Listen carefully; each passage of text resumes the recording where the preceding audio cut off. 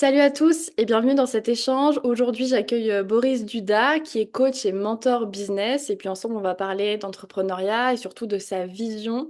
Donc Boris, je suis ravie de t'accueillir. Je te laisse te présenter pour ceux qui te connaissent pas. Et puis ensuite, on pourra échanger sur tout ça. Merci beaucoup, Sid. Déjà, je te remercie de prendre le temps de m'inviter aujourd'hui et qu'on ait cet échange ensemble. C'est marrant parce que pour la petite histoire, on a enregistré un épisode sur mon podcast la semaine dernière qui va bientôt sortir. Du coup, ça me fait, voilà, c'est marrant d'inverser les rôles.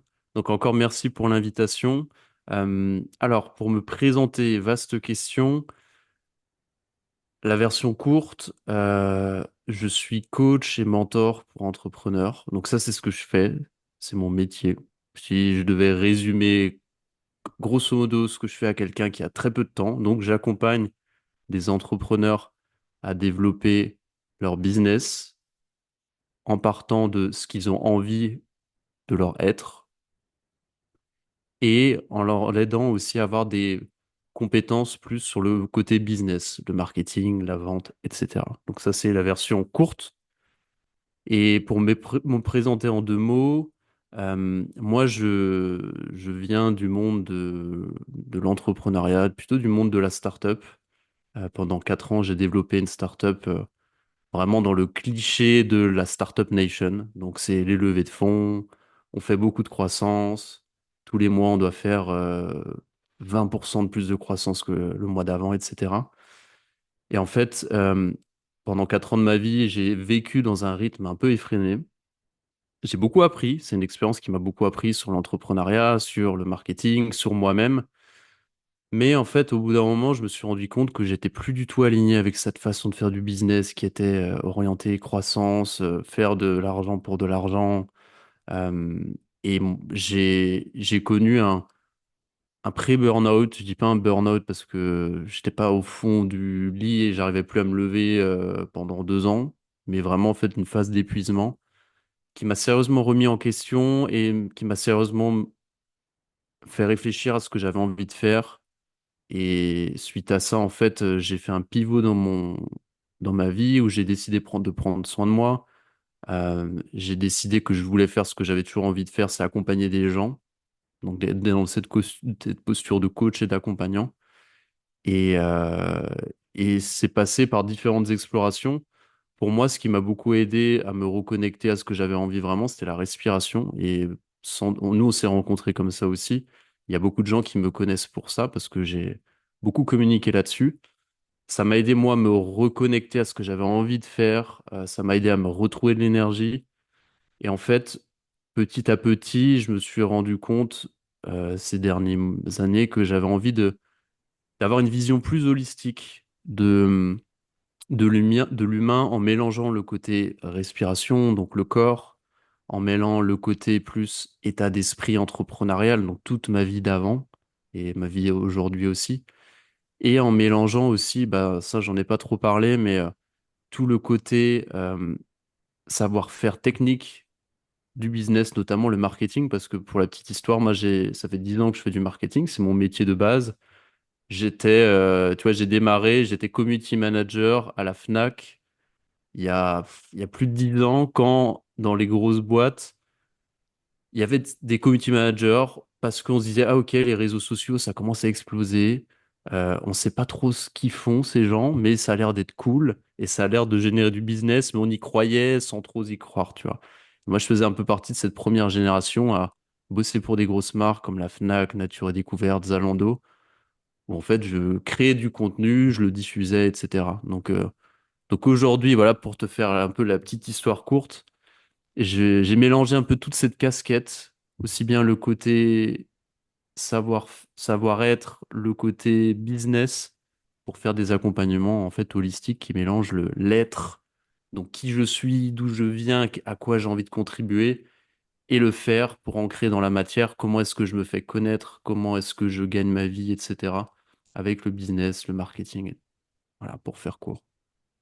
C'est marrant que tu parles de ça parce que c'est un truc qu'on voit pas souvent, ou en tout cas, je trouve qu'il y a beaucoup d'idées reçues quand on parle d'entrepreneuriat. Moi, c'est pareil, dans mes suivis, ben, je mêle à la fois le faire, la technique, mais aussi l'être. Et souvent, quand les gens travaillent avec moi, ils pensent qu'ils vont repartir avec que des stratégies à mettre en place, des trucs très carrés. Et Hmm, certes, ils repartent avec ça, mais on travaille surtout sur qui est-ce qu'ils sont eux, quelle est leur vision, hmm, quel chemin ils veulent prendre. Et ça, c'est un truc où il y a énormément de gens qui pensent que c'est pas si important et que c'est au second plan, alors qu'en fait, c'est tellement la base de ce que tu vas faire et du chemin que tu vas. ouais. Donc, je trouve ça super intéressant que tu en parles et que tu mettes ça un peu en lumière parce que souvent, et moi la première, hein, avant de faire appel, la première fois où j'ai fait appel à quelqu'un dans mon business pour être aidée, je pensais que j'allais avoir que des stratégies, des protocoles à suivre. En fait, non, on m'a posé des questions, genre qu'est-ce qui me rend heureuse dans la vie, ce que j'aime faire. Je me disais, mais qu'est-ce qui dit? Je viens, Hmm, j'ai besoin de trouver des clients, je vois pas le lien. En fait, quand tu creuses un peu et que tu avances, tu te rends compte que pour avoir du chiffre, pour avoir des clients, ben, il faut à la fois du faire et du soi et de l'être. Donc, c'est trop cool que tu oui, mettes ça en c'est lumière. ça. Hum, Ouais. Moi, j'ai une question. Cette vision très holistique que tu as, Hmm.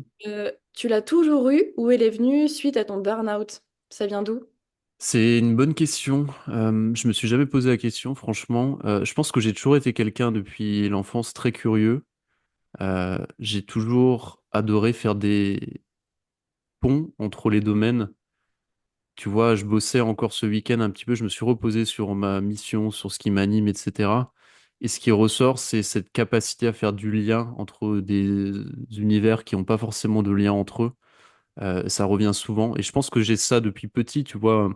Petit, j'étais passionné de musique et j'adorais mélanger des genres qui n'avaient pas forcément de sens entre eux. Très concrètement, tu vois, j'adorais aussi bien la musique électronique et le rap. Et à l'époque, c'était des univers qui n'avaient aucun lien. C'était la guerre même entre les deux. Et j'ai plein de petites choses un peu, tu vois, comme ça, où ça infusait.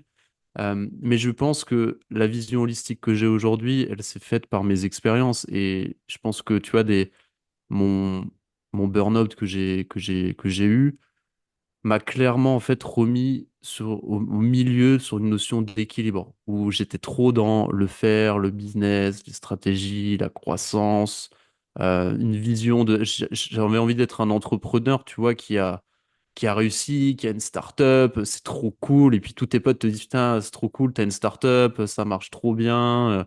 En plus, tu passes dans les médias, on t'a vu à la télé. Franchement, c'est cool, ta vie, elle doit être incroyable.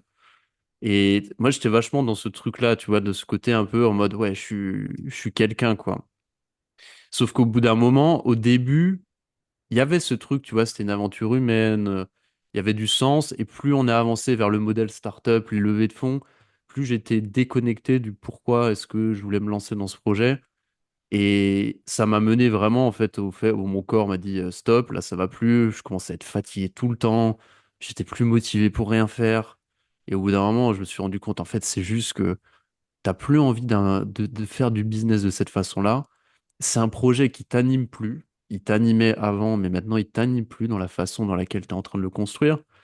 Et c'est à ce moment-là où je me suis dit, OK, j'ai pris un pas de recul et c'est important d'avoir ces pas de recul, de se dire, OK, qu'est-ce qui fait sens pour moi aujourd'hui?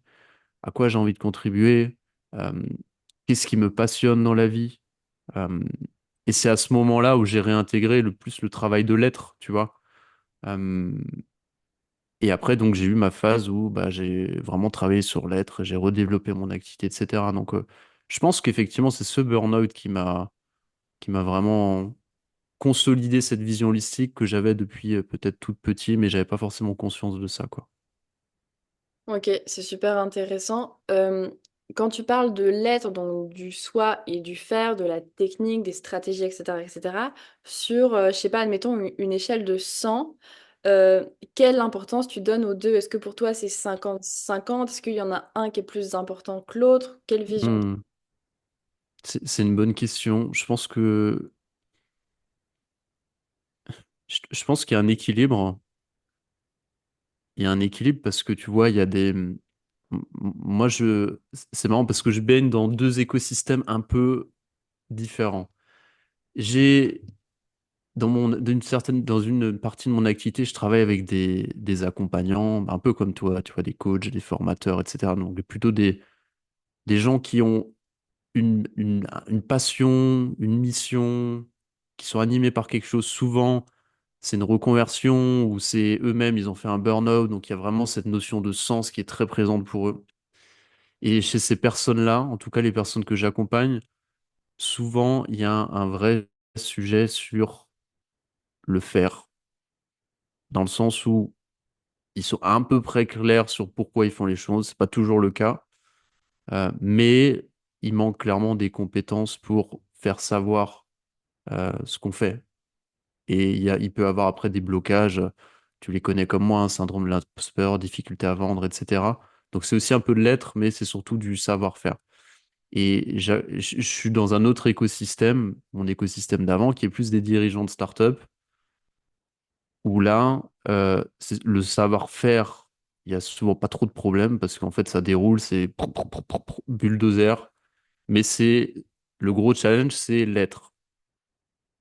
En fait, pourquoi je fais ça? Pourquoi est-ce que je monte ce projet? Qu'est-ce qui m'anime au-delà de juste simplement faire de la croissance? Euh, Qu'est-ce qui me procure du plaisir? C'est quoi le sens dans tout ça? Et ces questions-là, en fait, elles sont rarement posées, ces gens-là. Donc je te dirais que voilà, donc ces petits constats, ça va dépendre dans quel environnement t'es. Il y a différentes, on va dire, tendances. Et pour répondre précisément à ta question, je pense que c'est un juste équilibre entre les deux. Et que, en fait, il y a des fois, on va peut-être être trop dans l'être et on va peut-être oublier un peu le faire. Des fois, on est peut-être un peu trop dans que le faire, on oublie un peu l'être. Et je pense que, tu vois, c'est comme une espèce d'équilibre où l'idée, c'est d'avoir le juste équilibre, tu vois.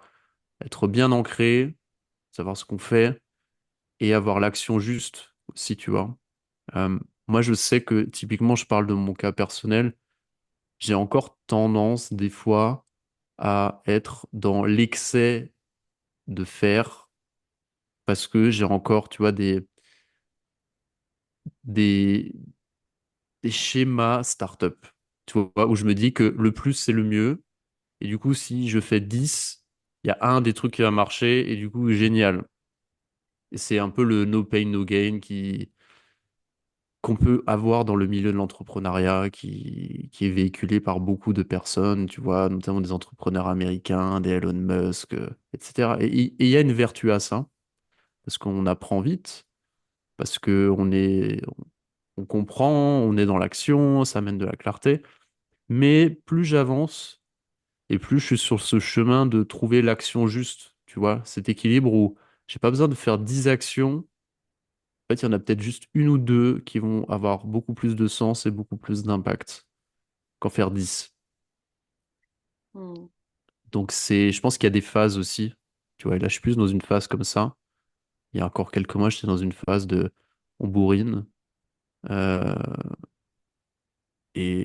voilà, j'ai pas vraiment la réponse à ça, mais je pense qu'il y a un équilibre à trouver. Il y a peut-être des phases de vie aussi. Hmm. Ok. Et pour toi, c'est plus compliqué de travailler sur l'être ou sur le faire. Alors, pas toi quand tu travailles sur Hmm. toi, mais dans les personnes que tu accompagnes, ça te demande plus de challenge d'accompagner les gens dans tes coachings sur la partie être ou sur la partie faire. Enfin, où est-ce que tu vois qu'il y a le plus de blocage? Est-ce qu'il y a une tendance qui se dégage ou pas? Je te dirais que ça dépend vraiment des personnes. Ça dépend des personnes. Il y a des personnes qui sont assez claires sur leur vision, sur à quoi ils ont envie de contribuer, euh, qui sont très connectés à leur ressenti, etc. Il y en a d'autres, il y aura des gros blocages sur la vente, il y aura des gros blocages sur je me sens pas légitime, il y aura des gros blocages sur je me sens pas tout à fait prêt pour partager sur un réseau social, etc. Donc, franchement, c'est dur de te dire. Moi, je pense que c'est pour ça que j'ai un peu cette double approche, c'est que ça va dépendre des gens. Les tendances que je vois quand même, moi, en ces derniers temps, c'est que toute la partie, on va dire, qui je suis, c'est quoi mon ikigai, quel est mon positionnement, quelle est mon offre, etc. Elle marche quand même plutôt pas mal. Chez les gens que je vois, c'est assez fluide. Souvent, je vois beaucoup de blocages en ce moment, plus sur le savoir-faire. Mais qui sont, tu vois, c'est connexe au savoir-être parce que t'as un lien. Je te prends un exemple. Là où j'ai des blocages, où je sens des blocages, c'est partager sur les réseaux sociaux. Donc, commencer à partager, me faire connaître sur Instagram, LinkedIn, etc. J'ai beau être au clair sur ce que je vais faire, j'ai beau avoir le savoir-faire, le savoir-être, au bout d'un moment, va bloquer parce qu'il y a quelque chose qui vient gratter sur j'ai envie que ça soit parfait, euh, je me sens pas légitime pour écrire, pourquoi est-ce que j'aime pas ça? Euh, donc, tu vois, en fait, les deux vont un peu ensemble. Donc, c'est un peu dur de te donner une réponse. C'est vraiment un équilibre et ça va dépendre des personnes, quoi. Ok. Euh, Au niveau de l'être, là, tu as parlé un peu du syndrome de l'imposteur, le fait de se sentir pas légitime, etc., etc. Est-ce qu'il y a des trucs qui ressortent beaucoup dans tes suivis sur l'être, des blocages en tout cas qui font surface assez souvent chez les gens que tu suis? Ouais, bah, ce qu'on vient de dire, hein. Blocage, pour moi, il y a souvent un rapport difficile avec la vente. Et je le comprends parce que moi, je suis passé par là aussi, tu vois, cette posture où j'ai pas envie d'être un vendeur de tapis. Parce que l'image que j'ai de la vente, c'est vraiment le vendeur de tapis qui vient à la maison et qui essaie de me forcer à acheter un truc que j'ai pas du tout envie d'acheter. Euh, et du coup, cette image-là, en anticipation, on se dit, OK, j'ai pas envie de vendre, du coup, je vais pas vendre. Alors qu'en fait, c'est juste une mauvaise compréhension de ce qu'est la vente, parce qu'en fait, on a l'image de très mauvais vendeurs, et il y a beaucoup de mauvais vendeurs, alors qu'en fait, la vente, c'est simplement s'intéresser à la personne, ses besoins, et lui donner envie de travailler avec nous, si ça fait sens, et si elle est dans un état de conscience où elle se sent appelée par ça. Et c'est la rassurer, montrer qu'on peut l'aider, qu'on peut la guider dans cette voie, qu'on a une méthode originale qui permettra d'atteindre ses rêves, ses objectifs et de la sortir de sa situation. C'est ça la vente. Donc ça, c'est un exemple qui fréquent que j'ai, blocage sur la vente. Euh, Il y en a un qui est aussi assez fréquent et c'est un peu, tu vois, un rapport malsain avec l'argent dans le sens où si je suis accompagnant, notamment, je pense aux thérapeutes, plus que peut-être les coachs, parce que souvent les coachs viennent souvent du milieu du business. Enfin, je parle des coachs de vie en général. Mais c'est en fait, je suis pas trop à l'aise de demander de l'argent pour mes services, ou j'ai pas envie de demander trop d'argent parce que je sais pas vraiment quelle est ma valeur. Et en même temps, j'aide les gens, donc est-ce que quand on aide quelqu'un, on doit être payé pour, tu vois? Donc c'est un peu cette culture judéo-chrétienne qu'on a historique en France, où tu vois, on a du mal à parler d'argent. Tu vas aller dans des pays plus anglo-saxons, on va te demander tu gagnes combien, il n'y aura pas de sujet. Dans certaines sphères entrepreneuriales, en start-up et tout, moi, il n'y avait pas trop de sujet parce que c'est une culture très anglo-saxonne. En France, c'est quand même assez tabou, parler d'argent. Tout le monde en veut, mais en fait, faut pas trop dire qu'on veut d'argent, sinon c'est un peu sale, il est mauvais, il veut gagner plein d'argent, etc. Et dans le milieu de l'accompagnement, il y a un peu un sujet autour de ça, parce que bon, on est dans une fonction d'accompagnement et on comprend pas que simplement l'argent, c'est un transfert de valeur, un transfert d'énergie entre une personne qui a un besoin et qui, du coup, se fait accompagner par une autre et ils vont échanger de l'argent contre du temps, grosso modo, et un transfert. Et que ça serait compliqué de faire que du troc, tu vois. Au bout d'un moment, si l'autre personne me dit, OK, je vais pas donner de l'argent, je vais te payer en carottes, au bout d'un moment, qu'est-ce que je vais faire de 2 tonnes de carottes à la maison, tu vois. Donc c'est juste c'est une monnaie d'échange, tu vois, l'argent. C'est ça. Et souvent, on attribue une valeur comme c'est bien ou c'est mal, alors en fait, c'est juste neutre. C'est juste neutre. Je, Euh, ouais. Je rebondis sur ce que tu dis parce que c'est vraiment drôle. J'en parlais hier avec Louis pour le coup et on parlait exactement de ça, de ce truc en tout cas dans les coachs qu'on accompagne, il y a très souvent ce truc où ils ont du mal à vendre à afficher des tarifs qui reflètent vraiment la valeur de ce qu'ils proposent parce que ils prennent du plaisir à faire leur travail. Ça leur demande pas énormément de pénibilité parce que ça a du sens pour eux. Mhm. Ils aiment ce qu'ils font. En plus, ils vendent du bien-être, de la santé, donc ils améliorent vraiment la vie des gens. Et quelle honte de demander de l'argent pour un truc qui te fait sens et dans le Mhm. tu t'épanouis. Et vraiment, il faut absolument sortir de ce truc de le travail, ça doit être dur, on doit faire des efforts pour mériter notre salaire, etc., etc. Mhm. Si tu prends du plaisir, que ça a du sens, que t'aimes ce que tu fais et que tu rends vraiment un réel service aux gens, t'as pas à te faire payer. Moi, j'ai vraiment envie de dire, mais au contraire, en fait, c'est parce que tu prends du plaisir dans ce que tu fais, c'est parce que tu y vois du sens. C'est pour ça que ton travail a autant de valeur et que tu dois apposer un tarif qui reflète vraiment la valeur de ce que tu proposes, parce que c'est en prenant du plaisir dans ce que tu fais que tu travailleras bien et que tu apporteras davantage de qualité. Donc il faut vraiment sortir de ce truc de ça doit être dur Mhm. et ça doit être chiant, il doit faire des efforts pour mériter.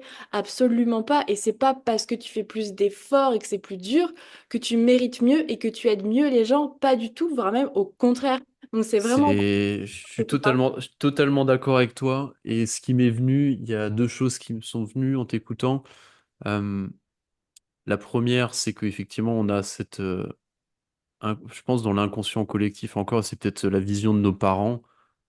Parce que moi, j'avais ça aussi, c'est que bah, travailler dur, il faut travailler dur pour réussir. En tout cas, moi, je sais que j'ai eu un peu une éducation comme ça. Donc, il y a ce truc à faire sauter. Et après, ce qui m'est venu aussi, c'est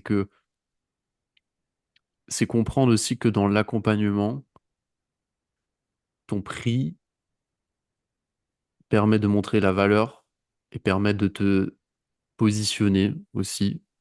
Si tu vas, par exemple, tu as envie de bosser avec des entrepreneurs ou des dirigeants d'entreprise, tu vas pas vendre des séances à 50 euros parce qu'en fait, ces personnes-là, elles s'attendent à un niveau de prestation qui soit plus élevé. On peut faire une analogie avec un designer qui fait des logos. Un designer qui fait des logos et par exemple qui vend des logos à 10 euros, ok, ça marche peut-être pour une asso, mais si tu bosses pour une grosse boîte, bah, t'as pas envie d'acheter un logo à 10 euros, t'as envie d'acheter un logo peut-être qui te coûtera 10 000 balles, tu vois, parce que tu te dis, ok, c'est la valeur que je propose et j'ai un logo à 10 000 euros, du coup c'est cool, quoi. Et en fait, ton prix participe aussi à ton positionnement. Euh, et un autre truc qui est important par rapport à la valeur de l'argent et du prix, c'est de se dire que au moment même où la personne elle investit sur elle un certain montant, ça l'engage aussi dans le processus de transformation. Parce que cette personne va se dire, OK, bah, je suis prêt à investir sur moi, donc je prends un certain montant, plusieurs milliers d'euros potentiellement, pour me dire que je vais mettre des efforts, je vais m'engager dans un processus où je suis prêt à faire le taf. Et franchement, moi, je pense que ça fait déjà je pense, un tiers du taf, même au moment où il paye. Parce qu'en fait, déjà, tu te dis, OK, j'y vais. Et je passe à l'action, je sacrifie certaines choses de ma vie pour ça, et ça me met mon focus dans cette direction, et j'y vais. Et c'est Hmm. aussi pour ça que c'est intéressant, tu vois, je discute avec pas mal d'accompagnants qui ont eu des cabinets pendant des années où tu payes 60-70 balles la séance. Et du coup, tu viens quand tu veux, tu pars quand tu veux, etc. Sur le papier, tu te dis, OK, c'est cool, c'est accessible, c'est sympa.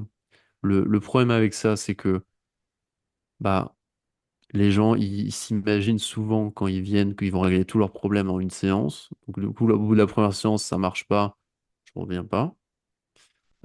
Ça t'engage pas trop non plus, tu vois, parce que t'as pas payé trop cher, donc tu vas pas non plus changer drastiquement ta vie. En plus, on t'a pas proposé de travailler sur du long terme, donc c'est un peu un one shot. Donc il y a ce truc-là aussi, c'est que l'argent, ça t'aide aussi à filtrer tes clients et ça t'aide à les aider à s'engager dans le processus de transformation. Ah, mais clairement, je pense sincèrement que, tu vois, c'est un exemple que je donne souvent et en tout cas, moi, je l'ai vécu au tout début où j'ai commencé à coacher. J'avais des offres, j'avais un suivi à 50 euros par mois. Enfin, j'avais qu'une offre à la base, c'était ça. Ok. Et en fait, mes clients, bah, pourtant, moi, je leur proposais vraiment un truc carré, tu vois. Alors, mes compétences étaient ce qu'elles étaient à l'époque parce que je m'étais pas énormément formée, Hmm. etc. Mais je proposais vraiment un truc carré, quali pour bah, qui j'étais à ce moment-là. Et en fait, j'instaurais un vrai cadre et tout. Je demandais pas trop cher pour toucher des gens. Et en fait, ben, les athlètes me faisaient pas forcément de retour. Ils faisaient pas forcément leur séance de A à Z. Ils m'envoyaient pas tous leurs vidéos, etc., etc. Et je me disais, putain, mais sérieux, moi je fais un truc carré, ils me font pas de retour, ils me les font beaucoup trop tard, etc., etc. Et quand je me suis fait accompagner dans mon business, que j'ai commencé à comprendre que mes tarifs étaient beaucoup trop bas par rapport à ce que je proposais et que j'ai augmenté mes tarifs, et ben là, j'ai eu beaucoup plus de satisfaction client, beaucoup plus de résultats et les gens étaient beaucoup Hmm.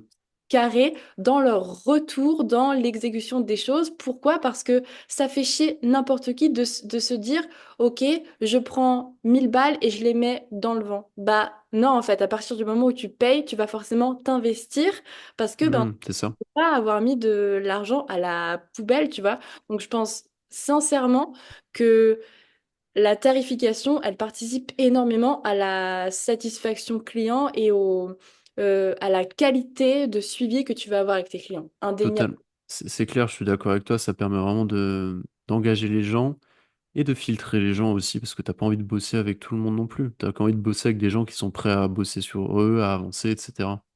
Donc c'est bénéfique pour tout le monde, pour toi, parce que bah, tu vas bien gagner ta vie, tu bosses avec des clients qui sont prêts à bosser, pour les clients parce que du coup ils vont s'engager dans un process de transformation. Donc en fait tout le monde est gagnant, quoi.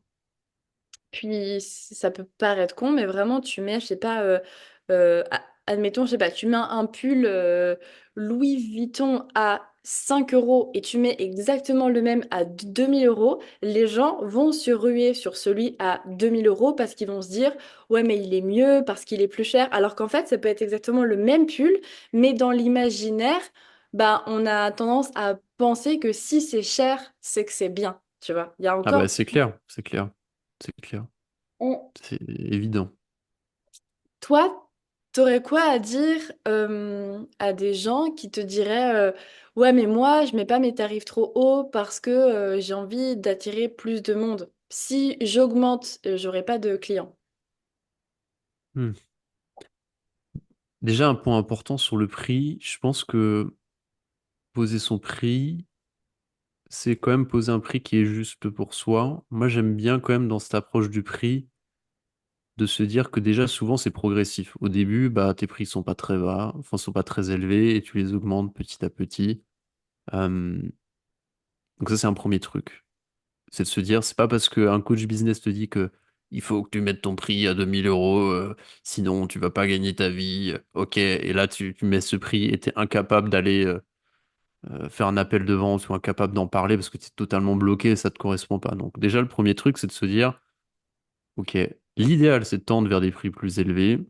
Tu commences avec un prix qui te paraît juste pour démarrer et tu l'augmentes progressivement. Moi j'aime bien la méthode des paliers, la méthode des tous les 5 personnes à qui je vends, j'augmente les prix jusqu'à atteindre un espèce de plafond. Euh, c'est un peu comme ça que j'aime bien faire. Donc pour répondre à ta question, prix qui est juste pour soi, déjà c'est important. Et après, derrière, se dire, voilà, j'augmente progressivement. Après, tout dépend de quoi on parle. Moi, ce que j'invite à faire aussi, c'est que c'est pas tant un sujet du prix, c'est pas qu'un sujet d'augmenter ses prix. La vraie question, c'est comment est-ce que j'augmente la valeur de ce que je propose. Euh, ton objectif quand tu es accompagnant, en tout cas c'est ma vision quand tu es coach, c'est que les personnes que tu accompagnes aient des résultats, qu'elles soient contentes, que tu puisses avoir des cas clients où tout le monde te dit ah, c'est bien, j'ai adoré, j'avais un objectif, un grand rêve. Boris aussi m'a aidé à atteindre ce grand rêve, je suis super content. Ça, c'est ton objectif. On va dire que ta métrique de succès, quoi. Je sais pas comment on dit ça en français, mais c'est ton indicateur de succès. Euh, et donc, l'idée, c'est aussi de se dire que tu vas tout faire pour que les gens aient des résultats. Et donc, du coup, pour qu'ils aient des résultats, souvent, ça se fait pas en une séance. Donc, c'est plutôt sur du temps un peu plus long, parce que les transformations ont besoin d'un peu de temps. Il faut infuser, il y a des mises en place, il y a des choses qui bougent. Donc, c'est plutôt de se dire, effectivement, au lieu de vendre une séance comme ça, essayer de se dire comment est-ce que je peux créer une offre qui engage sur un peu plus longtemps et qui crée des transformations. Pour démarrer, souvent, ce que j'aime bien, c'est effectivement des formats. Tu vends des accompagnements 3 mois, 6 mois, des 6 mois, potentiellement aussi des formules comme toi tu fais, hein, des abonnements mensuels qui durent sur 6 mois, un an. Donc c'est in fine des prix où tu tends vers 1000 euros et plus, tu vois, entre 1000 et 2, 3, dans ces eaux-là, plus potentiellement, quoi. Mais tu te dis que c'est potentiellement sur plusieurs mois. Donc si tu fais le calcul, ça revient effectivement peut-être un peu plus cher que si tu vendais à la séance, mais au moins tu as engagé des gens sur du temps long. Donc c'est aussi faire ce truc-là, de se dire qu'en fait le vrai sujet, c'est pas augmenter le prix pour augmenter le prix, mais c'est aussi de se dire comment est-ce que j'augmente la valeur de ce que je propose et fais ce qu'il faut pour que les gens aient des résultats, tu vois. C'est ça le truc. Euh, et moi je trouve que c'est franchement dommage des fois quand tu vas dans un cabinet, que voilà, tu fais des séances quand tu veux, t'es pas guidé, t'as pas de régularité, mais du coup, t'es pas vraiment suivi. Je serais curieux d'avoir le taux de satisfaction des gens sur ce type de modèle-là, mais à mon avis, ça doit être très faible. Et le nombre de personnes qui font un rendez-vous qui reviennent jamais, tu dois être, de façon aussi, ça doit être très faible, tu vois. Donc, pour répondre à la question, ouais, progressivité dans le prix, euh, prix qui est juste pour soi. Donc quand je dis juste pour soi, il faut se dire que pour toi, tu te dis c'est une bonne affaire quand même, et que quand t'en parles avec quelqu'un, tu donnes ton prix et ça soit pas un sujet. Toi, t'as pas ta gorge qui se noue en mode j'arrive même pas à le dire. Donc tu vois, le corps est un bon indicateur aussi pour ça. Faut que ça puisse un peu te titiller sur les premières fois. Tu sens que ok, ça me titille un peu. Puis je l'ai dit 2 fois, ça va, c'est plus un sujet. Mais faut pas que ça te bloque totalement. Je dis, oh, c'est 10 000 euros. En fait, ouais, je suis pas du tout en phase. Je vais arnaquer les gens avec ça. Ça me paraît. Donc voilà un peu les réponses que je peux te donner. Ok. Euh, on parlait de l'être là il y a 2 minutes. Derrière le prix, derrière la peur d'augmenter son prix, qu'est-ce que tu vois comme blocage autour de l'être, toi? Derrière la peur d'augmenter son prix, quel blocage je vois? C'est soit, ça peut être des gens qui ont des difficultés, qui ont du mal à voir la valeur qu'ils ont eux-mêmes, parce que peut-être en fait ils s'en rendent pas compte, et peut-être que tu vois, ils n'ont pas fait ce travail préalable sur quelles sont mes expériences passées, qu'est-ce que j'ai déjà réalisé, quels ont été mes succès, quels ont été les cadeaux de ma vie, tu vois, dans le sens où mes épreuves sont mes plus beaux cadeaux aujourd'hui, et c'est ce qui en fait mes forces. Donc ça peut être ça. Euh, des fois, ça peut être simplement parce que peut-être que t'es pas au niveau encore, et que peut-être ton syndrome de l'imposteur, il est légitime dans le sens où ouais, t'es pas encore au niveau. Peut-être que voilà, faut démarrer peut-être un peu plus bas, quitte à commencer. Franchement, si tu démarres de zéro, quitte à commencer à faire des accompagnements gratuits hein, pour élever ton niveau, moi je suis pas du tout contre ça. Si c'est en échange de témoignages et de gens engagés dans le process, que t'hésites pas à dégager s'ils sont pas impliqués. Donc ouais, ça peut être aussi simplement qu'on n'est pas encore assez, assez au niveau pour augmenter ses prix. Ça peut arriver, ça dépend du palier où t'es. Question de confiance en soi, ça peut être un rapport dysfonctionnel avec l'argent, c'est ce qu'on a dit déjà avant, quoi. Donc c'est ce qui me vient. Ok.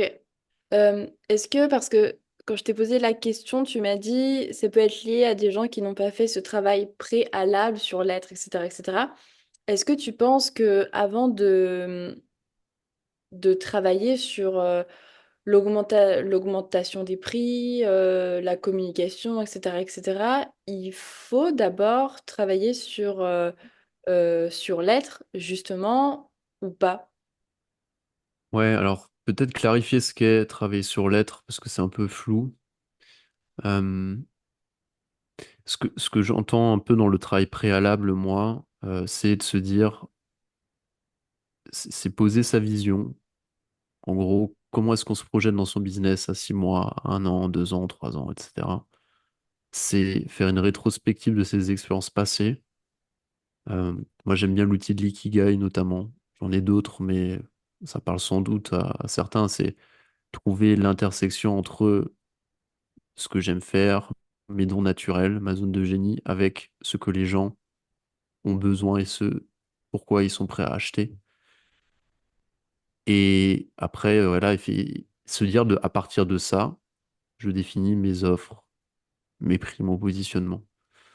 Euh, avec qui j'ai envie de travailler. Ça, c'est aussi super important, c'est de se dire, voilà, je définis dans mon positionnement avec qui j'ai vraiment envie de bosser et ça m'inspire de bosser avec eux. C'est pas juste parce qu'ils ont de l'argent. C'est juste, franchement, ça m'inspire. Ça m'inspire de bosser avec eux. J'ai peut-être déjà un réseau avec ces personnes-là, etc. Donc ça, c'est le travail préalable à faire. Comme moi, j'entends quand je dis il faut travailler sur l'être avant de partir dans le faire, la course aux clients, la course à avoir des appels de vente, etc. Mais après, je te dirais que le travail de l'être, donc bosser sur soi, sur éventuellement les blocages qu'on a, etc., c'est un peu tout le temps, parce qu'en fait, on a tout le temps, en fait, on aura tout le temps un peu je pense, des blocages sur certains trucs ou des limitations. Et plus on avance, plus on apprend à se connaître. Tu vois, c'est un peu, j'aime bien cette image d'un oignon, tu vois. En fait, c'est ça, c'est que tu enlèves les couches d'oignon. En fait, tu as toujours un peu des nouveaux trucs que tu découvres, que tu n'avais pas forcément conscience. Et donc, c'est un peu un travail, tu vois, c'est pas comme si, OK, on bosse ça dans les premiers mois et après, on touche plus à l'être, c'est bon, job is done, le travail est fait. Non, c'est en cours, ça infuse tout le temps, tu vois. Et des fois, il y a des blocages qui arrivent qu'on n'avait pas soupçonnés et on a besoin de travailler dessus. Donc, pour passer à l'étape d'après, quoi. Hmm. C'est quoi un des premiers trucs en général que tu fais quand tu suis les gens dans leur business? Un des premiers trucs, moi, j'aime m'intéresser à leur histoire. Ok. Parce que je trouve que l'histoire, elle dit beaucoup de nous et c'est notre plus beau cadeau. Et quand on est accompagnant, je pense que c'est vraiment notre plus beau cadeau parce que souvent,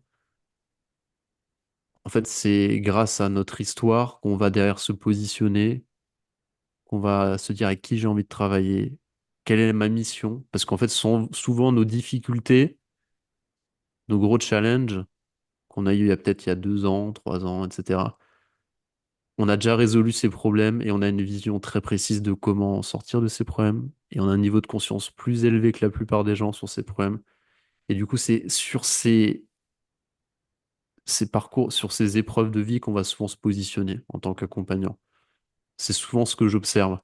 Donc, le premier truc, c'est que moi, j'aime bien discuter avec la personne pour voir d'où elle vient, quels ont été ses challenges, quelles ont été ses réussites, d'où elle vient, quel écosystème elle a côtoyé, etc. Parce que moi, d'un point de vue extérieur, en tant que coach, je vais mieux comprendre l'histoire de cette personne, je vais mieux comprendre ce qu'elle a vécu, ce qui l'anime, ce qui l'inspire. Et du coup, quand on va travailler le positionnement, l'offre et tout, pour moi, ça va être assez évident. Tu vois, je vois les scénarios, je dis, OK, tu vas aller où? Là, là. OK, j'essaie de voir en fait si c'est aligné avec la personne. Parce que des fois, certaines personnes peuvent pas voir qu'elles ont un trésor, elles sont assises sur un trésor. Mais elles veulent pas voir parce que souvent, ce qui arrive, c'est que on a eu une épreuve difficile ou un challenge dans notre vie ou quelque chose qui nous a fait changer de métier. Souvent, quand on est accompagnant, c'est ça. Et on se dit, j'érige un mur avec cette vie d'avant. J'y touche plus, j'ai plus envie. Le milieu de l'entreprise, plus jamais, plus jamais. Alors qu'en soi, quand on fait la paix avec cette part de soi, souvent, c'est là où il y a des pépites et c'est là où on est peut-être, je pense, dans notre mission de vie, justement, de revenir dans son passé, se dire, OK, comment est-ce que je transmute un peu mes expériences difficiles du passé pour en faire quelque chose qui me surpasse et je suis en plein dans ma mission d'aller aider d'autres personnes à faire comme moi, tu vois. Donc moi, c'est souvent ça qui m'intéresse. Et je pense que tu sais, je suis quelqu'un en tant que coach très intuitif et je sens assez un peu ces trucs, c'est assez fluide. Moi, j'appelle ça de l'intuition. Et quand on échange avec quelqu'un, c'est assez évident enfin, pour moi, c'est évident. Et j'essaie d'aller dans un cheminement où pour la personne, ça le devient aussi, tu vois, qu'elle ait plus de clarté là-dessus. Pour toi, un projet entrepreneurial qui fonctionne au long terme, qui est durable, c'est un projet qui fait le lien avec ton histoire de vie? Ça peut, pour moi, ça fait sens. En tout cas, cette vision fait sens. Et j'y crois beaucoup, personnellement. Et c'est ce qui m'anime au quotidien aussi. Après, peut-être que c'est pas le cas pour tout le monde, mais de ce que j'ai observé, il y a souvent des liens. Tu vois, il y a souvent des liens. Je me suis blessé, je peux prendre quelques exemples. J'ai fait un burn-out en entreprise. Bah, du coup, je me spécialise pour accompagner d'autres personnes qui ont fait un burn-out. Euh, j'ai eu une blessure pendant un ultra trail parce que je m'entraînais trop. Je suis passionné d'ultra trail, du coup, j'accompagne les ultra trailers à avoir plus d'équilibre. Donc, tu vois, c'est souvent un petit peu, on a résolu soi-même les problèmes et du coup, on se dit, bah voilà, je vais aider les autres à résoudre leurs problèmes aussi. C'est souvent ça, hein, en tout cas, ce que moi j'observe en tant qu'accompagnant, en tant que coach, quoi. Je sais pas ce que t'en penses, si t'observes ça, toi aussi. Ben, au-delà du fait que avoir une histoire qui résonne avec ton business et l'inverse aussi, enfin en tout cas avoir un business qui résonne avec ton histoire, au-delà du fait que ça puisse te permettre de peut-être mieux comprendre ta cible et ses problèmes parce que tu es passé par là, etc., etc., je pense qu'en fait, en tout cas, si ton business résonne avec ton histoire, je pense que ça te donne vraiment le sens à ce que tu fais. Je pense que vraiment te dire, bon, ben, je suis passée par là et du coup, j'utilise mon histoire au service des autres pour les aider. Je pense que au-delà de mieux comprendre les problèmes, les besoins, je pense qu'en tout Hmm, ça fait vraiment sens et je pense que tu peux que vibrer ce que tu partages. Ta vision ne peut être que vraie parce que tu as vécu ça. Tu vois ce que je veux dire? je suis d'accord avec toi. Je suis d'accord avec toi et ça. Déjà, toi, tu vas être ultra épanoui quand tu fais ça. Et en plus de ça, bah, comme tu dis, ça va être beaucoup plus simple de communiquer avec cette énergie. Et tu auras plein d'histoires à raconter. Ce sera beaucoup plus captivant que quelqu'un qui arrive là par opportuniste, pardon, et qui se dit, OK, il y a un bon filon là-dessus, ou je prends ça un peu au hasard, tu vois. Donc, non, je suis très d'accord. Ça me fait penser, bah, on avait justement un coaching ce matin avec Nicolas qui a rejoint le programme d'accompagnement. Lui, il se positionne, il a trouvé un peu sa signature, son originalité. Et ça parle justement de ça. Lui, il a défini le concept. Je sais pas si tu connais le kintsugi. Ça te parle? C'est un art japonais qui est intéressant. C'est en fait prendre par exemple, de la céramique. Imagine que tu as une carafe comme ça qui serait en céramique. Tu vas la casser. Enfin, elle va être cassée en différents morceaux. Et à partir de cette céramique, tu vas recréer la pièce unique en les recollant ensemble, mais la colle, elle sera en fait agrémentée de pastilles d'or. Et en fait, c'est un art japonais, et la symbolique derrière tout ça, c'est de te dire que cette céramique avec ses pastilles d'or, c'est un peu comme toi et tes histoires personnelles de ta vie, c'est qu'au final, tes cassures, ce qui t'a cassé, ça vient ajouter une dimension de beauté beaucoup plus profonde à ton histoire. Et c'est pour montrer qu'en fait, ouais, en fait, nos histoires, nos difficultés, elles viennent nous servir, elles viennent ajouter de la beauté à la vie, au final. Donc, j'aime bien cette idée. En tout cas, moi, elle me parle. Très belle image en tout cas avec Col d'or. Euh, Qu'est-ce que tu dirais, toi, donc si je comprends bien, toi, dans les suivis que tu fais, ou en tout cas dans la vision que tu as du business, c'est d'utiliser ton histoire personnelle, ce qui t'a cassé, pour en faire un truc beau, un truc d'or qui va servir les autres et les aider, et que tout ça résonne et vibre vrai. C'est ça? Yes, exactement, ouais. Non, c'est pas ça, la meuf qui... T'as rien compris. Ok. Qu'est-ce que tu aurais à dire, toi? Imagine demain, tu as une personne qui vient te voir pour un accompagnement et elle te dit, non, mais moi, j'ai un parcours de vie basique de A à Z, j'ai rien de spécial, j'ai pas de spécificité, mais rien arrivé de spécial. J'ai pas un parcours de vie inspirant, donc j'ai rien à dire, quoi. Ouais, mais tout le monde a des choses intéressantes à dire. C'est juste que on prend pas le temps de regarder en arrière, on prend pas le temps de se connecter avec ce qui est important. Et des fois, on a une estime de soi qui est un peu basse. Donc c'est aussi le but de se faire accompagner par un coach. Tu vois, c'est en fait de prendre de la hauteur par rapport à ça et d'avoir aussi un peu ces phases d'introspection, de prendre du recul pour voir qu'en fait, on est tous uniques. Et un truc que j'aime bien aussi qui me pop, c'est on est tous aussi l'expert de quelqu'un et l'éternel débutant de quelqu'un. Tu vois, souvent, tu as ce blocage-là que je vois chez mes clients, c'est ouais, je me sens pas encore assez expert, etc. Ok, peut-être que c'est sûr que t'es pas autant expert que l'autre coach ou l'accompagnant qui est lancé depuis 10 ans, t'es sûr, mais peut-être que tu peux en fait accompagner d'autres personnes qui ont peut-être un niveau moins avancé. Et du coup, ton avantage, c'est de te dire que toi, t'es encore connecté à, entre guillemets, à des gens plus débutants que toi, parce que ça fait pas trop longtemps, tu connais encore bien ce problème, alors que l'expert qui fait ça depuis 10 ans, c'est les sujets un peu de débutants au niveau bas de l'échelle, ça va le saouler, quoi, parce qu'il l'a fait, vu et revu depuis 10 ans, et du coup, il a envie de passer sur des gens qui sont un peu plus avancés, tu vois. Je prends un exemple sur le business. Un coach qui accompagne des gens, par exemple, entre, je sais pas, 0 et 100 000 € de chiffre d'affaires par an. Imaginons qu'on fait, soyons très business pragmatique. Ça va le saouler au bout d'un moment d'accompagner peut-être que ce type de gens-là quand il aura passé un cap dans le business où lui, il est plutôt dans entre 0 et 1 million par an. Il va se dire, moi, je préfère bosser avec les gens de stade d'après, quoi. Parce qu'en fait, je suis déconnecté des réalités du début, parce que c'est normal, etc. Et c'est ça, tu peux le transposer à plein de choses, au sport, quand tu es coach sportif. Du coup, tu vas peut-être accompagner des gens qui sont plus élevés dans leur pratique. Tu peux le transposer dans le milieu du coaching. Ce sera plutôt certaines catégories de personnes, etc., quoi. Donc, c'est se dire aussi que on accompagne aussi des gens qui sont peut-être juste en dessous de nous, euh, dans leur niveau de conscience. Et aussi, bah voilà, que ça va être un avantage d'être plus débutant, que c'est pas forcément un inconvénient, au contraire, parce qu'en fait, on est encore connecté à ces problématiques-là, et on pourra aussi donner un niveau d'attention qui est plus élevé à ces gens-là que quelqu'un qui est ultra avancé, qui aura sans doute des gros programmes où tout est automatisé, tout est générique, etc. Et du coup, en fait, nous, on pourra avoir ce niveau de personnalisation, quoi. Mais ce que tu me dis, ça me fait penser à un truc, enfin ça me fait penser à deux trucs.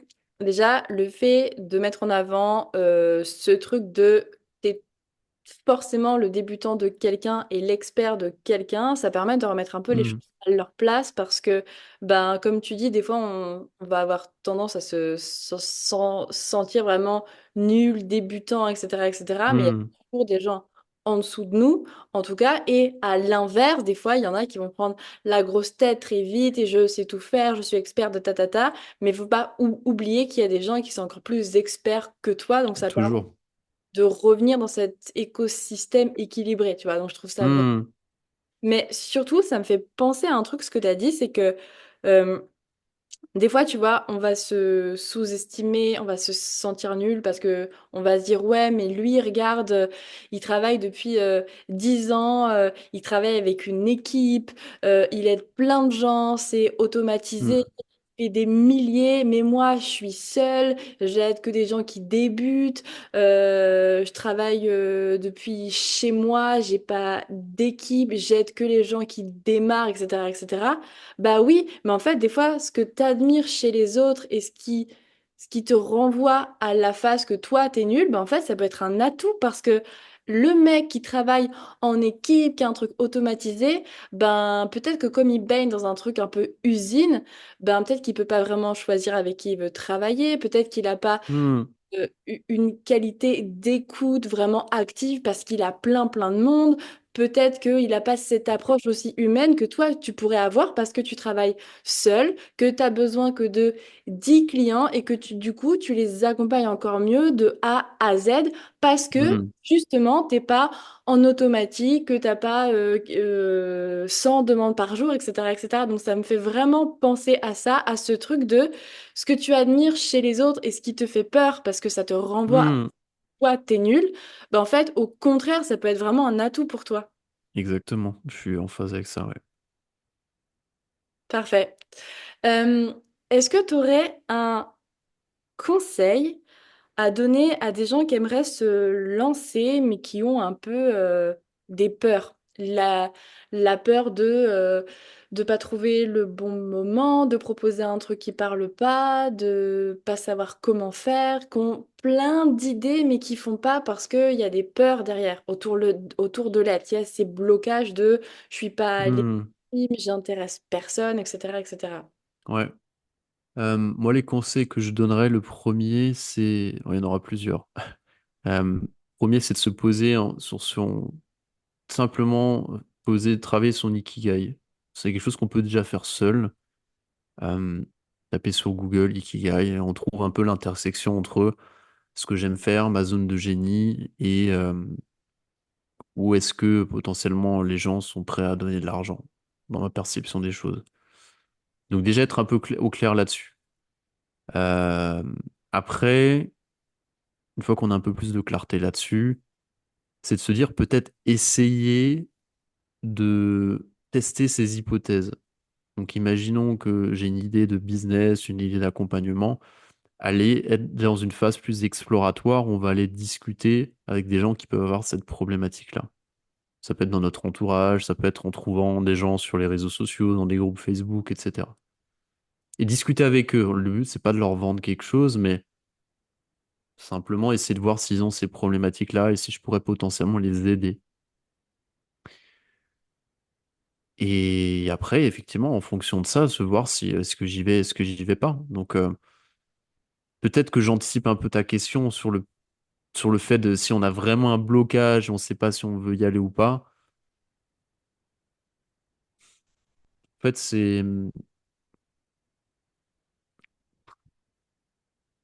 pour moi, c'est juste faut y aller en fait. Il n'y a pas, y a pas grand-chose à faire. C'est que accepter qu'il peut avoir de la peur parce qu'il y a de l'inconnu, mais que souvent, quand il y a de la peur et il y a de l'inconnu, c'est qu'il y a quelque chose d'important pour nous. Il y a quelque chose qui nous challenge, donc c'est important pour nous.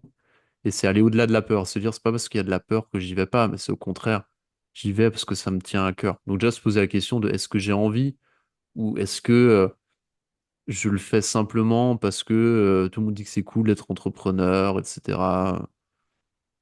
Donc ouais, se poser la question, est-ce que j'ai envie, est-ce que j'ai pas envie, et essayer, tu vois, faire un peu déjà se mettre en mouvement, se prendre du temps sur se poser sur quoi j'ai envie de bosser, essayer de tester un peu ces hypothèses.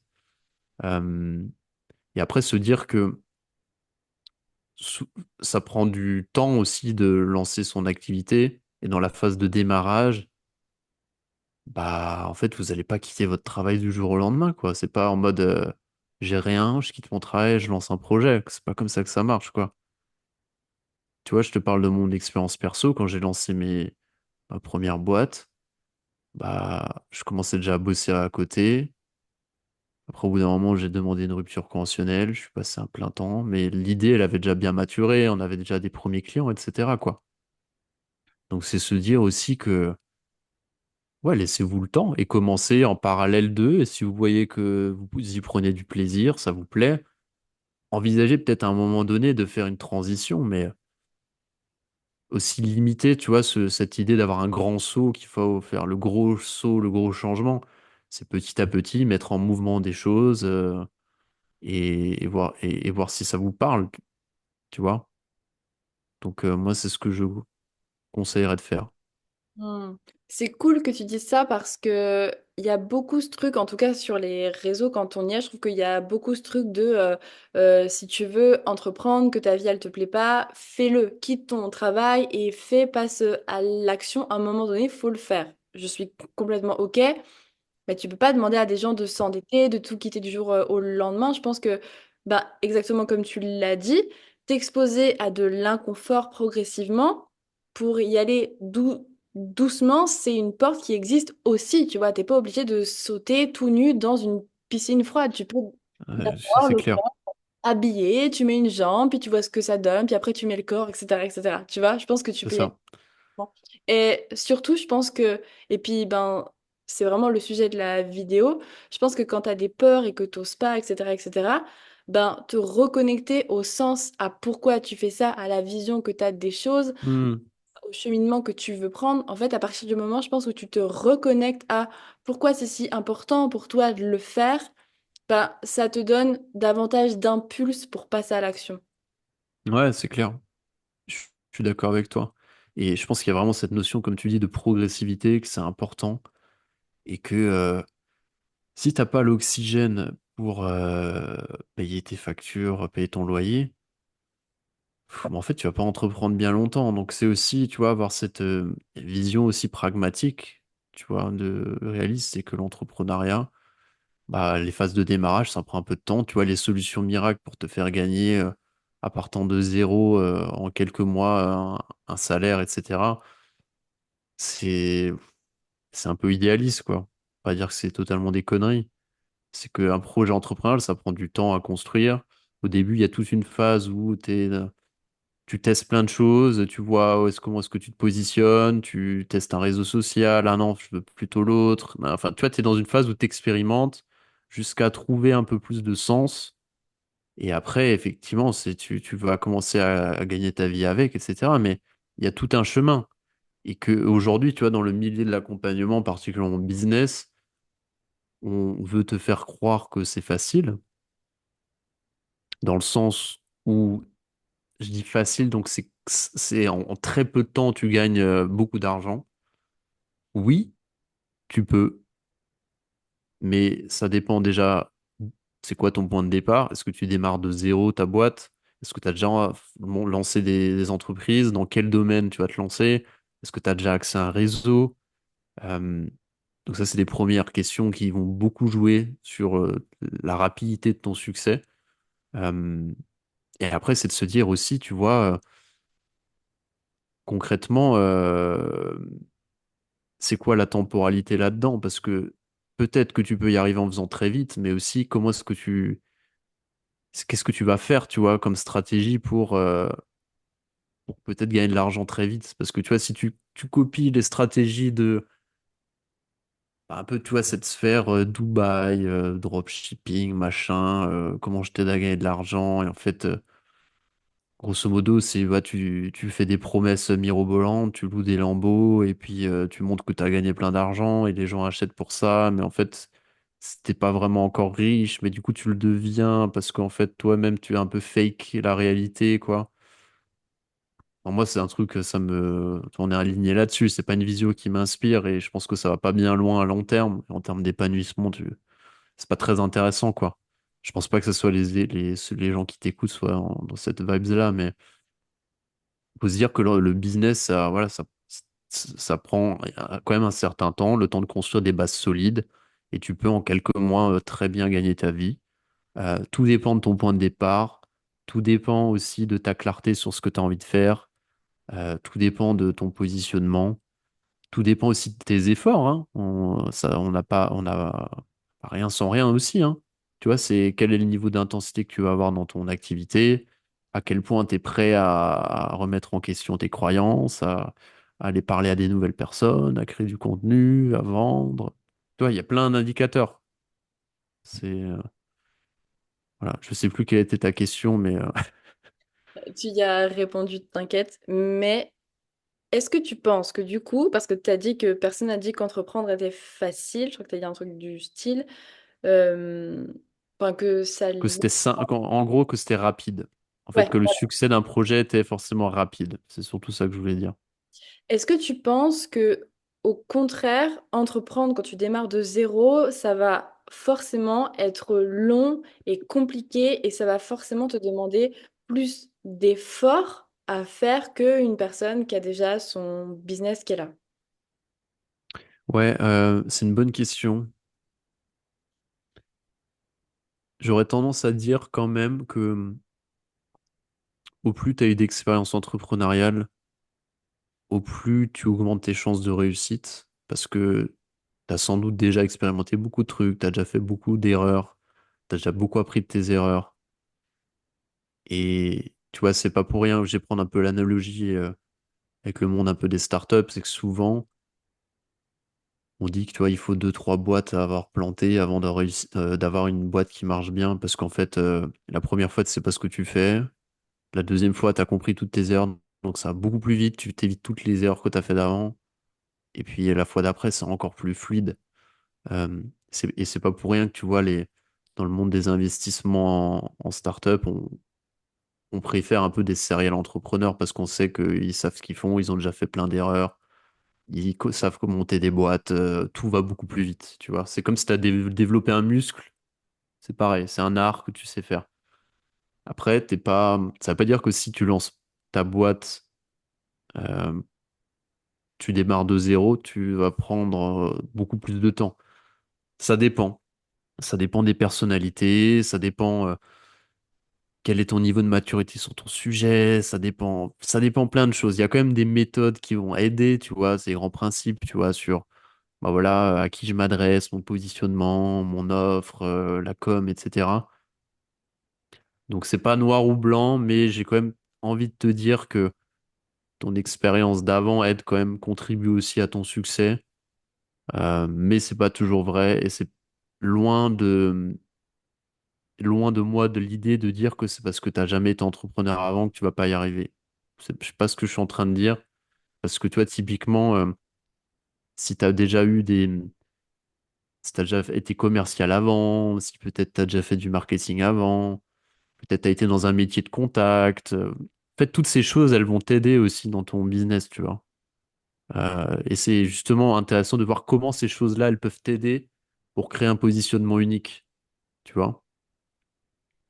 Encore une fois, on en revient à le vécu et qui suis-je et mes expériences. Voilà, tu vois. C'est ça. On tourne toujours autour de ça. Moi, je pense en tout cas, je te rejoins assez, mais je pense qu'il faut vraiment sortir de ce truc de déjà croire, comme tu l'as dit, que entreprendre c'est facile et rapide. Ça dépend tellement et c'est le cas pour peu de gens en vrai. Et je pense qu'il faut aussi se sortir de ce truc de l'entrepreneuriat, c'est compliqué, ça va être dur, ça va demander Hmm, effort. Moi, en tout cas, quand j'étais à la fac, tu vois, j'avais un peu le double truc où j'avais le diplôme, le master, le tatata, le parcours élitiste, nanana. Et j'avais l'impression que c'est parce que j'avais des diplômes que à la sortie de la fac, j'allais avoir 10 clients qui allaient m'attendre devant. Il n'y en a jamais eu un seul qui est venu devant la fac pour me dire je t'attendais, tu vois. Donc j'avais ce truc-là où j'étais persuadée que mes diplômes allaient faire en sorte que j'allais avoir des clients.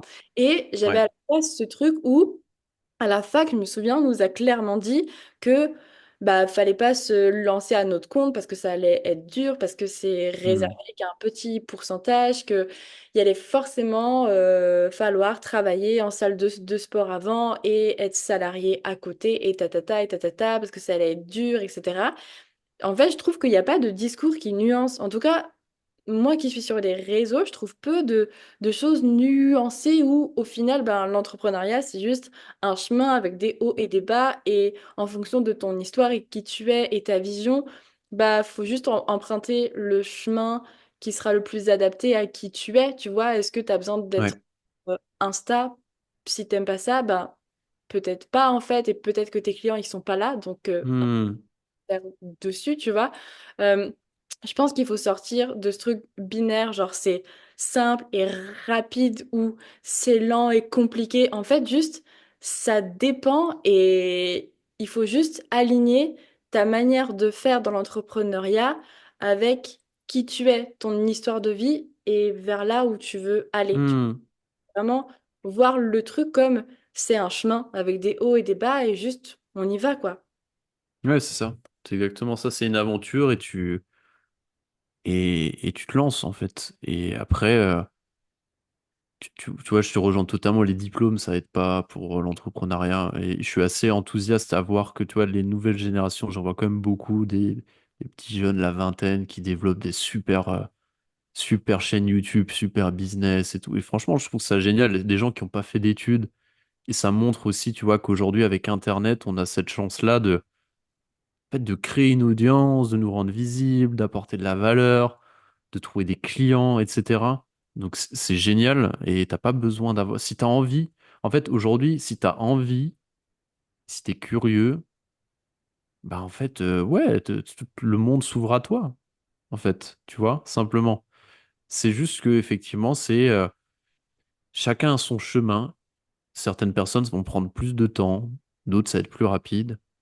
Et des fois, c'est peut-être juste, en fait, c'est le temps qu'il faut. C'est juste ça. Il faut se laisser le temps qu'il faut. Et puis, bah, comme toi, pas tomber dans ce truc-là de entreprendre. Enfin, comme tu disais, de entreprendre, c'est forcément difficile, etc. Parce que c'est pas le cas. Ça dépend aussi de comment est-ce que tu entreprends. Tu vois, est-ce que tu t'entreprends tous les jours en te mettant la pression? Est-ce que tu entreprends en te mettant dans une situation inconfortable financièrement? Euh, Tu peux tout à fait garder ton CDI à côté au début. Donc, il faut trouver en fait sa façon aussi qui est juste pour soi. Pour moi, c'est vraiment ça. Je trouve ça trop cool que tu dises que, en fait, quand tu es curieux et que tu entreprends, le monde s'ouvre à toi. Et je trouve ça vraiment chouette parce que ce que j'aime, en tout cas moi, dans l'entrepreneuriat, c'est que au final, c'est juste un terrain de jeu où tout est possible vraiment. Tu vois, si demain j'ai envie de faire un séminaire avec des flamants roses dans le désert, bah, en vrai, alors c'est pas dit que ça marche, mais en vrai, si je veux, je peux. Tu peux faire vraiment tout ce que tu veux. Les limites, c'est juste celles que tu as dans ta tête. Et moi, je trouve ça trop bien, en fait, parce que c'est vraiment un truc où tu Bah oui. peux tout explorer et tout faire. Et à partir du moment où tu vas un petit peu au-delà de certaines peurs que tu peux avoir, bah, en fait, tu peux faire tout ce que tu veux. C'est vraiment le jeu de quand tu étais petit. On va faire comme si. On va dire que et on va faire ça. Et ça, je trouve ça trop bien. Ouais, c'est trop cool. C'est J'ai trop cool. Ouais, vas-y. J'ai une question. On parlait un petit peu des diplômes. Euh, Toi, en tout cas, quand on parle d'accompagnement humain dans le business, je te parle pas de vendre vraiment des trucs palpables, tu vois, mais vendre des accompagnements autour de l'humain. Quelle place est-ce que tu donnes, toi, aux formations, aux diplômes que tu vas avoir, aux formations que tu vas suivre? Est-ce que tu penses que c'est ça qui fait que les gens vont travailler avec toi? Est-ce que c'est ça qui fait que bah, tu vas pouvoir augmenter tes tarifs? Est-ce que c'est ça qui fait que les gens vont de choisir toi plutôt qu'un autre? Quel... Ouais. ça? Pour moi, j'ai un avis assez tranché là-dessus, c'est que les formations et les diplômes, c'est pas ça que les gens cherchent, en fait.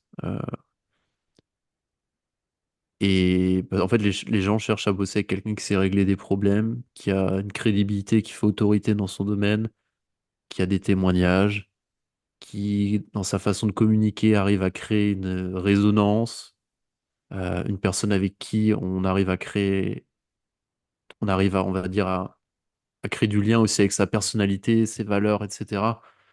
Donc pour moi, c'est ça qui est important, c'est l'expertise qu'on a, savoir communiquer sur ses résultats, sur la personne, enfin, savoir être soi-même dans sa com, etc. C'est pour ça qu'on bosse avec toi. Les diplômes, c'est utile parce qu'on a besoin d'avoir, évidemment, tu vois, des compétences de savoir-faire, mais tu peux aussi les apprendre potentiellement sur le tas, en accompagnant des gens, sur peut-être dans des livres. Il y a plein de façons d'apprendre, en se faisant accompagner soi-même, etc. Après, tu as des fois selon ton positionnement, on pourra te demander des diplômes. Tu vois, si je te prends un exemple, si tu es coach de vie, et peut-être que certaines entreprises, elles vont te demander une accréditation ICF, machin. Ça arrive, c'est très rare, ça arrive. Peut-être que quand tu es coach sportif, tu as aussi bah, c'est un peu plus réglementé en France, tu vois, donc tu as besoin d'avoir ton diplôme de coach sportif. Tu peux peut-être pas t'improviser coach sportif, à voir. Donc oui, il y a des fois, tu peux avoir des contraintes légales, ce genre de choses. Mais pour moi, c'est clairement pas un diplôme. C'est pas parce que tu mets coach certifié dans ta bio Instagram ou LinkedIn que les gens vont dire, ah putain, ouais, c'est plutôt lui. Ah, franchement, c'est lui, c'est sûr. Et tu vois, ça, je m'en suis rendu compte aussi en discutant avec des coachs qui étaient assez réputés dans leur domaine. Et en discutant avec eux, ils me disaient, franchement, moi, j'ai jamais fait de formation de coaching accrédité. Moi, ce qui m'a aidé à devenir un bon coach, c'est de me faire accompagner, en fait. C'est de bosser sur moi, de me faire coacher, etc. Et que ça a beaucoup plus de valeur que acheter un diplôme, entre guillemets, qui pourra, dans une certaine mesure, me donner une espèce de confiance artificielle dans mes compétences. Évidemment, on va m'apporter. Je dis pas qu'il faut pas aller faire ce type d'école, mais ça va pas, d'un point de vue d'un client externe, va pas bosser pour vous parce que vous êtes coach certifié. Il va bosser pour vous parce que vous êtes compétent, parce que vous êtes reconnu, parce que vous savez enfin, transmettre vos idées, parce que votre histoire va lui parler, parce que peut-être vous avez les mêmes hobbies. Bref, c'est plein de choses comme ça, quoi, en fait. Ok. Eh ben, merci pour ton avis. Moi, je te rejoins, aussi, mais je pense que exactement comme toi, c'est pour qui tu es toi que les gens vont travailler avec toi. Hmm. Diplôme. Par contre, je pense que le fait de te former, et encore une fois, tout dépend de ton positionnement, mais je pense que le fait d'avoir peut-être des compétences en plus, des choses en plus, ça te permet de faire vivre à tes clients des moments vraiment uniques. Tu sais, où il y a vraiment Ouais. toi qui gère cette compétence-là et avec toi, elle est incroyable parce que c'est toi, mais c'est quand même une compétence que tu as acquise en plus et du coup, tu vas pouvoir leur proposer une offre peut-être un peu plus premium. Mais en tout cas, je te rejoins vraiment sur ce truc de bah, c'est pas parce que j'ai fait 8000 formations que les gens vont me prendre moi.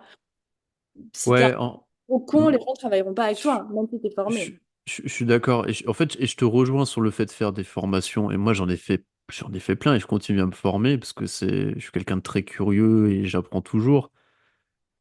C'est juste que pour certaines personnes, notamment quand tu te lances, moi, ce que j'ai observé, c'est que tu peux avoir le syndrome de quelle est la prochaine formation? J'attends de me lancer avant la formation là, machin, truc, et on fait 10 formations comme ça et on se lance pas parce qu'en fait, on a un peu peur. On a carrément peur. Et donc voilà, c'est juste ça. C'est de se dire que la prochaine formation va pas vous amener plus de confiance en vous dans la plupart des cas. Hein, je vois ce que C'est tu ça. veux dire. C'est un truc que j'ai déjà vu aussi. Non, mais mon business, il marche pas parce que j'ai pas fait la formation sur Voilà. le genou. Non, c'est parce que t'as pas fait la formation business, pas celle sur le genou. Celle sur le genou, je la ferai plus Exactement. tard. Exactement, c'est ça. Ok, écoute, on va arrêter le podcast là. Est-ce que tu veux rajouter un truc pour les gens qui nous écoutent? Eh ben écoute, je pense qu'on a fait pas mal le tour. Merci à toi. Déjà, te remercier parce que c'était cool, c'était un bon moment et puis j'apprécie beaucoup aussi ce que tu fais. Je pense qu'on a une vision qui est très alignée sur la vision aussi d'accompagnement. Donc c'est cool d'échanger avec toi. Donc merci pour ce moment que tu m'as offert. Ça me fait toujours plaisir.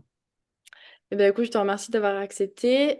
Est-ce que tu peux juste dire aux gens où est-ce qu'ils peuvent te retrouver, que ce soit pour du business ou même pour de la respi, parce que je crois que tu fais des stages, des trucs comme ça, où est-ce qu'ils peuvent retrouver ce que tu fais? Ouais, pouvez me suivre sur Instagram, Boris Duda, arrobase Boris Duda, sur LinkedIn aussi. C'est les deux réseaux sur lesquels je communique. J'ai une chaîne YouTube aussi, Boris Duda, sur laquelle je fais de plus en plus de vidéos et c'est un peu le média que je cherche à développer là dans les prochains temps. Donc n'hésitez pas à aller regarder. Il y a du contenu un peu plus long, un peu plus fourni. Et concrètement, ce que je propose, si ça intéresse certaines personnes, c'est des accompagnements euh, pour développer leur activité sur le volet business et être, comme on a discuté tout du long. Et de temps en temps aussi, quelques fois dans l'année, je propose des stages de respiration en montagne. Euh, et donc ça, n'hésitez pas à aller me suivre et vous verrez, je partagerai les news. Il y en a deux qui se profilent l'année prochaine, j'ai pas encore les dates. Donc voilà, Super, ben, de toute façon, je mettrai les liens, comme ça les gens pourront retrouver. yes. Ben, je te remercie d'avoir accepté l'invitation, c'était chouette, et je remercie ben, les gens pour leur écoute, et je vous dis à bientôt. Salut Boris! Ciao, salut.